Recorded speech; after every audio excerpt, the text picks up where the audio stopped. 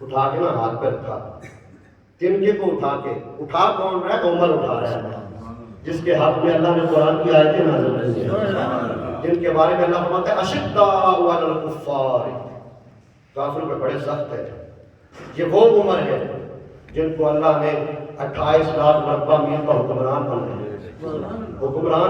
کے بھی نا، تو ایک دن بلایا آپ نے سارے جتنے بھی مدینہ شریف کے رہنے والے صاحب کو مسجد نبی میں جمع کیا، خطبہ دیا۔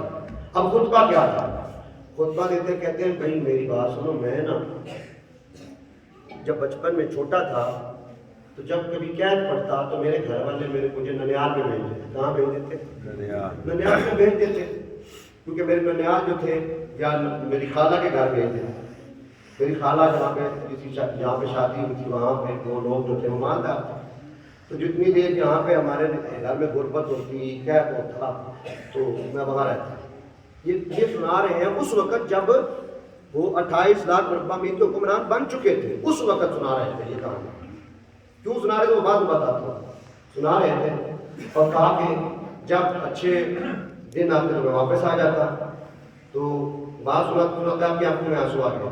کہا میں وہاں بھی جب جاتا تھا تو وہاں جو میری خالہ کے سسرال والے تھے مجھے بکریاں دیتے اور کہتے کہ جاؤ جا کے چلا لا، سو چلا کے میں واپس آتا شام کے وقت، سارا دن بکریاں چراتا رہتا، ساتھ آنکھوں میں آنسو ہیں، سارا دن بکریاں چراتا رہتا، بکریاں چرا کے واپس آتا، شام کو تھوڑا سا وہ کھانا دے دیتے یا کچھ کھجوریں دے دیتے، کھا کے میں سو جاتا۔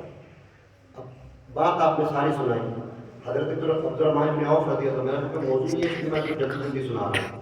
عبدالرحمن بن عوف رضی اللہ تعالیٰ عنہ جب سارے لوگ چلے گئے نا، تو کبھی ایسے سجن ہوتے ہیں تو دوست ہوتے ہیں، جب بھی ایسی بات ہو کہ بندے کا اتنا بڑا عہدہ ہو جائے، اتنا مقام ہو جائے، وہ اس طرح کی باتیں کرتے، ساتھ والوں کو بڑا معیوب لگتا ہے اور عجیب لگتا ہے، یار چنگا بندہ ہے۔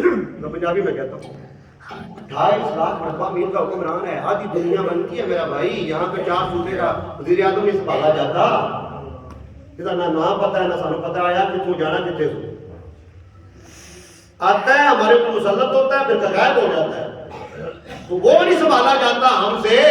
اب میرا بھائی اب غور کرے نا، 28 لاکھ مربع میل کا حکمران ہے، آدھی دنیا بنتی ہے۔ آپ فرماتے ہیں اے عبدالرحمن تو صحیح کہہ رہا ہے، لیکن تو نے مجھ سے پوچھا نہیں ہے کہ میں نے یہ سارا کام کیوں کیا، لوگوں کو جمع کر کے یہ کہانی کیوں سنائی۔ کہا شام ملک شام سے بندہ آیا تھا۔ کہاں سے؟ ملک شام سے بندہ آیا تھا، اور اس بندے نے مجھے کہا عمر تیرے بڑے روڑے پہ آ گئے، شام دے وچ بھی تیری مشہوری، پوری دنیا دے تے تیری مشہوری۔ کہا اسی بات نے کہا میرا جو اندر تھا نا، میرے نفس نے کہا واہ ہو جاتا کی ہے، ہمارا نفس ہمیں اسی وقت کہتا ہے ہوں تو جناب کم بن گیا، بندہ جان لگ پیا، مشہوری بڑی ہو گئی۔ پھر اس وقت جو حال ہوتا ہے بندے کا، بندہ کہیں ٹھہرتا نہیں ہے، نہ کسی کو کچھ سمجھتا ہے، بندے کو بندہ نہیں سمجھتا، یہ حالات ہو جاتے ہیں۔ حضرت عمر فاروق رضی اللہ عنہ نے کہا میں نے اپنے نفس کی طرف دیکھا تو وہ موجے کر رہا تھا، کہتا ہے واہ سبحان اللہ مشہوری ہو گئی۔ کہا اچھا تیرا سوتر کر لیتا ہوں، پنجابی کہتے ہیں تیرا سوتر نفس کا بھی سوتر کرنا چاہیے، جدو کوئی ایسا کا معاملہ ہوئے تو پھر ذرا دسنا چاہیے، اپنا حال بھی بیان کرنا چاہیے، میں پہلے کی سا تے ہن کیا۔ آپ نے کہا اس لیے میں نے اپنے نفس کو سمجھانے کے لیے ساری باتیں کی ہیں۔ اے عمر اتنی جو ہے حکومت دے کے، اتنے اختیارات دے کے، اتنی طاقت دے کے وہ وقت نہ بھول جانا جو غیروں کے گھر میں ایک مٹھی کھجور کھا کے گزارا کرتا تھا، اس وقت بھی تیرا جو ہے معاملہ اللہ کے ہاتھ میں تھا، اب بھی تیرا معاملہ اللہ کے ہاتھ میں۔ یہ وہ عمر ہے جو دل کے کو اٹھا کے کیا کہتے ہیں، کاش میں ایک تنکا ہوتا، میں ایک تنکا ہوتا۔ کیوں کہ کل قیامت کے دن میرا حساب نہ ہوتا۔ عمر کہہ رہے ہیں میں حساب کیسے دیتا، میرا تیرا تو حساب ہی کوئی، ہم تو بغیر حساب کے ہیں، معاملہ ہی اس طرح کا ہے۔ نماز پڑھنی ہے مرضی نال، کام کرنے مرضی نال، جو کچھ بھی شریعت عمل کرنا ہے اپنے مزاج کے مطابق کرنا ہے۔ اللہ تعالیٰ فرمایا ایمان والا جو ہوتا ہے نا وہ آخرت پہ یقین رکھتا ہے، اس کو آخرت کی طرف خیال ہوتا ہے کہ جب میں رب کی بارگاہ میں جاؤں گا تو میرا حساب ہوگا، اس کی تیاری کرتا ہے۔ اولئک علی ھدی من ربہم، پھر خوشخبری سنا رہا ہے میرا ماں، کیا سنا رہا ہے؟